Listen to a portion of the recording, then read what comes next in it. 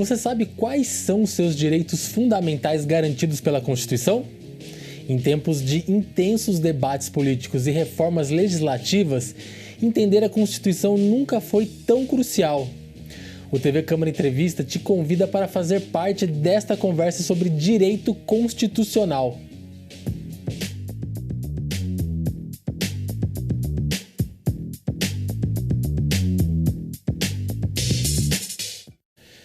E hoje temos conosco o secretário-diretor jurídico da Câmara Municipal de Jacareí, Jorge Cespedes, que vai esclarecer dúvidas sobre a legislação que molda nosso sistema político e jurídico. Jorge, tudo bem? Seja bem-vindo. Boa tarde, Eric. Obrigado. Jorge, acho que para a gente começar o nosso debate, nada mais pertinente do que exemplificar o que significa uma Constituição.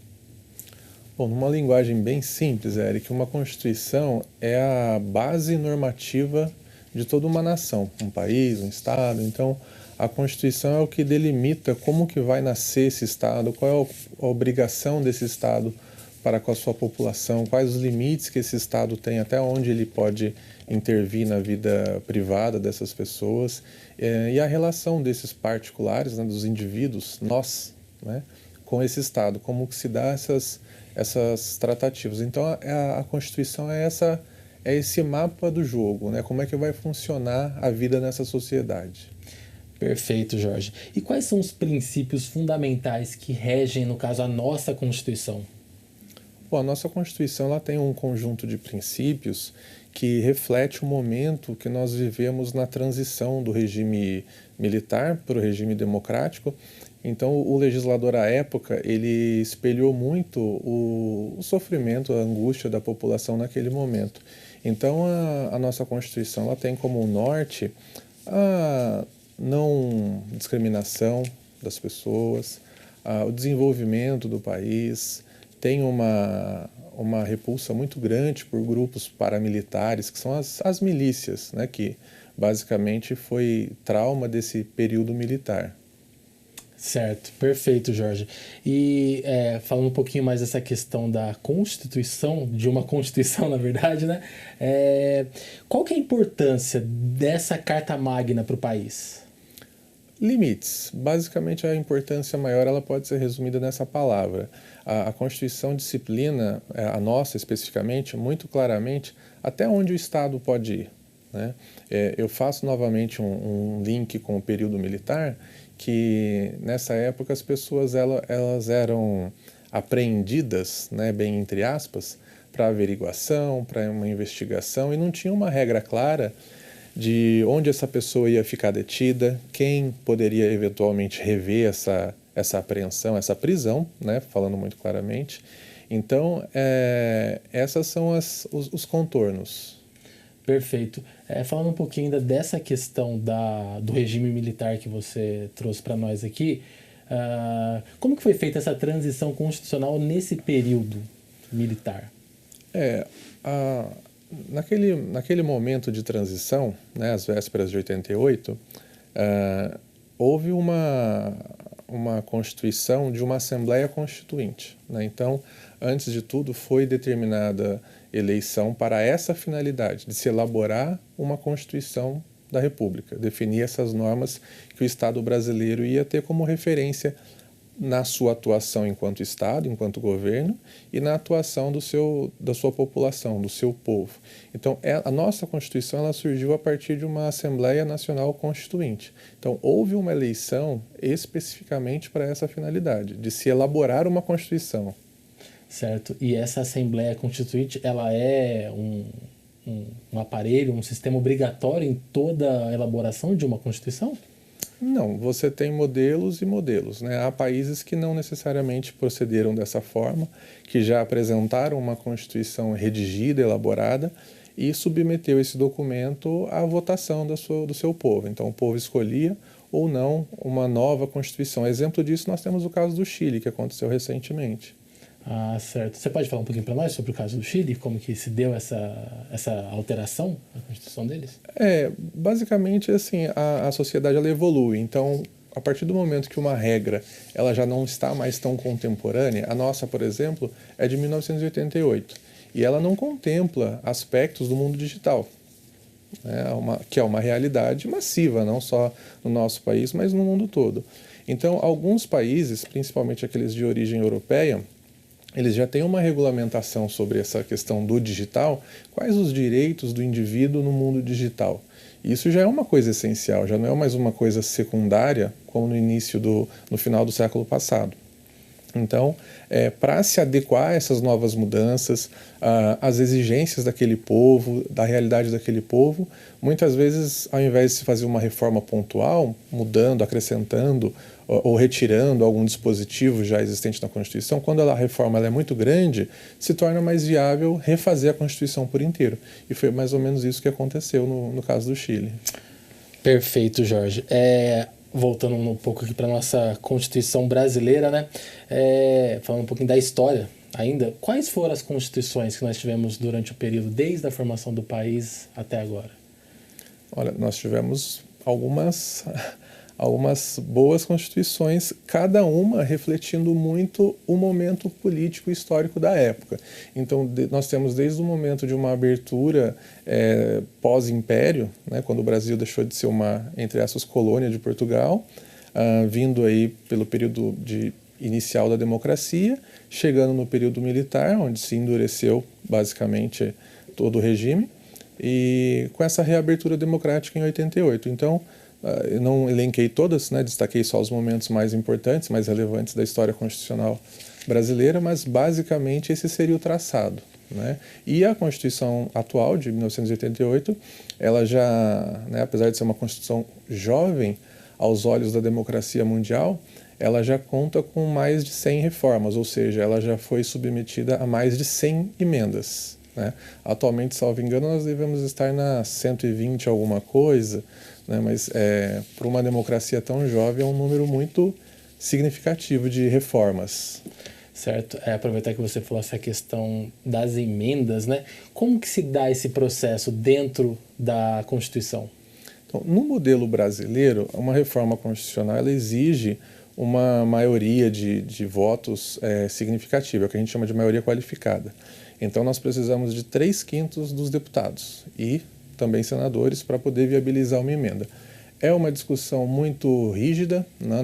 Não é uma coisa que se aprova da noite para o dia, tanto que ela precisa ser discutida 2 vezes em cada casa legislativa, tanto na Câmara dos Deputados quanto no Senado Federal, para só depois de esgotada essa discussão ela vir a ser promulgada. Ela não passa pelo presidente da República, é uma vontade exclusiva dos parlamentares, né, tanto senadores quanto deputados, e ela tem esse formato rígido, né, em vista de outros modelos constitucionais ao redor do mundo.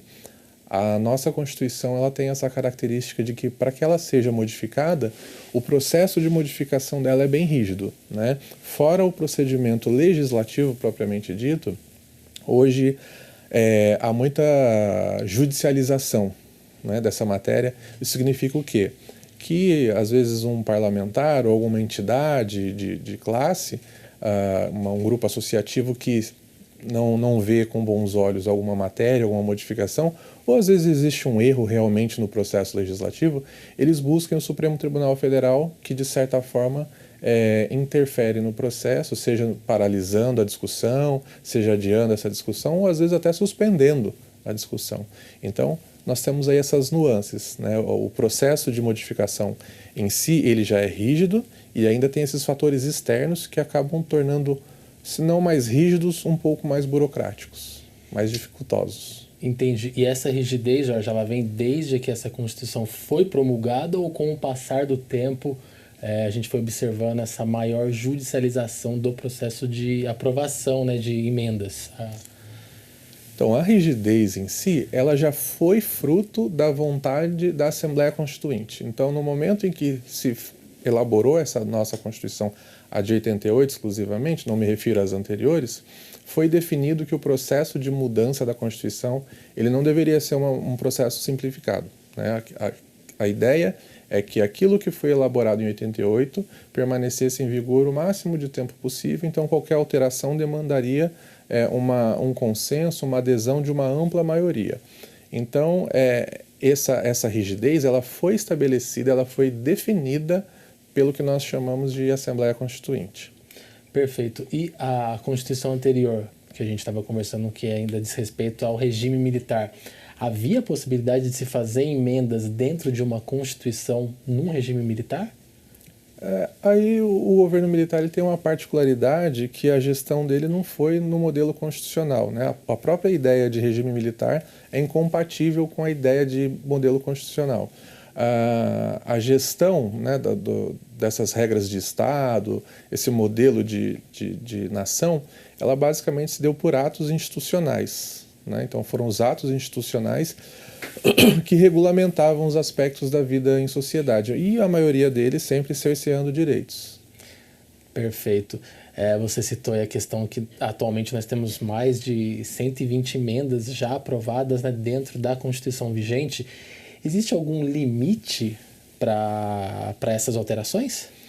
Não existe um limite pré-definido, né? A Constituição ela tem que acompanhar a dinâmica do povo. Então, à medida que o povo evolui, o povo se desenvolve, essas modificações elas são incorporadas. Não é possível antever quantas serão essas mudanças. Às vezes algumas mudanças são feitas e posteriormente elas são desfeitas, seja por vontade popular, que seriam os próprios parlamentares, seja por alguma determinação judicial, porque o processo legislativo teve alguma falha, teve algum vício, e isso precisa ser refeito, o que acaba refletindo nesse número de emendas no decorrer do tempo. Certo. Jorge, a Constituição vigente é a Constituição cidadã, né, que você até exemplificou bem para a gente, que está sendo, assim, está vigente no país, né, no caso, desde 1988, e um dos pilares dela diz respeito ao pluralismo político, né? Dentro do pluralismo político, a gente tem a questão da liberdade de expressão. A gente está vivendo aí tempos conturbados de dicotomia política e tudo mais, né? Como que a Constituição pode garantir essa liberdade de expressão? A Constituição ela já assegura a liberdade de expressão, inclusive dos partidos políticos, dos grupos políticos, né, que não necessariamente são partidos. Uma entidade associativa ela tem o seu viés político, mas não necessariamente ela é um partido político. E o Supremo Tribunal Federal, quem compete a guarda da Constituição e, consequentemente, a efetivação desses direitos previstos na Constituição. Então, apesar desse intenso debate sobre a liberdade de expressão, sobre eventuais cerceamentos de direito à liberdade de expressão, é importante a gente destacar que nenhum direito dentro da Constituição ele se reveste de um caráter absoluto, né? Nenhum deles se sobrepõe ao outro, nem mesmo a vida, né, tem um caráter absoluto, porque até mesmo em tempos de guerra, esse direito acaba tendo uma relativização. Mas no caso específico do direito à liberdade de expressão, o limite atual dela, que é imposto pela Constituição Federal, é o respeito ao outro, é o respeito ao próximo, de modo que quando o exercício desse direito à liberdade de manifestação ele ataca outros indivíduos, especialmente os grupos minoritários, há um limite ali. Então esse direito ele se encerra ali.